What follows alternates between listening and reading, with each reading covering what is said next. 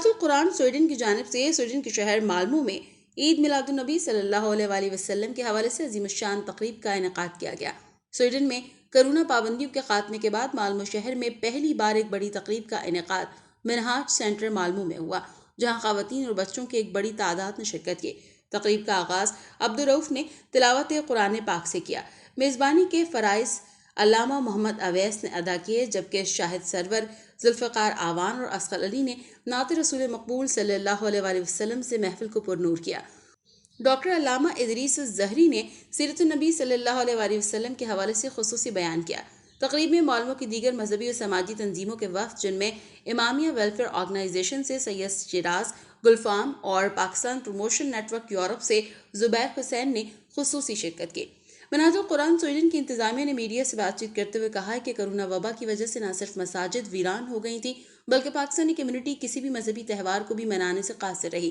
اب الحمدللہ سویڈن میں معاملات زندگی معمول پر آ چکے ہیں اور امید کرتے ہیں کہ اب خدا کا یہ کرم ہمیشہ قائم و دائم رہے گا۔ امامیہ ویلفیئر آرگنائزیشن سویڈن کے ترجمان سید شیراز کا تقریب کے حوالے سے اظہار خیال کرتے ہوئے کہنا تھا کہ آج کی تقریب اپنی مثال آپ اس لیے ہے کہ کرونا دور کے بعد کمیونٹی کی ایک بڑی تعداد ایک ساتھ جمع ہے، جبکہ سنی اور شیعہ مسلک سے تعلق رکھنے والے افراد باہمی یگانگت کا مظاہرہ کرتے ہوئے ایک ساتھ جشن عید میلاد النبی صلی اللہ علیہ وسلم مذہبی جوش و خروش سے منا رہے ہیں۔ منہاج القرآن مالمو سے اعجاز شیخ نے اپنے خیالات کا اظہار کچھ یوں کیا کہ منہاج القرآن سویڈن نے باقاعدہ طور پر اپنی تمام تر سرگرمیوں کا آغاز کر دیا ہے۔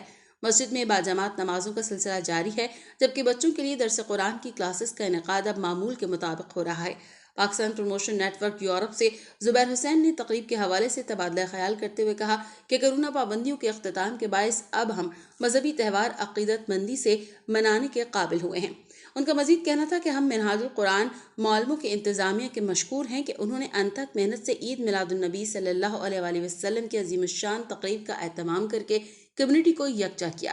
تقریب کے اختتام پر کیک کاٹا گیا اور شرکاء کے لیے عشائیے کا خصوصی اہتمام بھی کیا گیا۔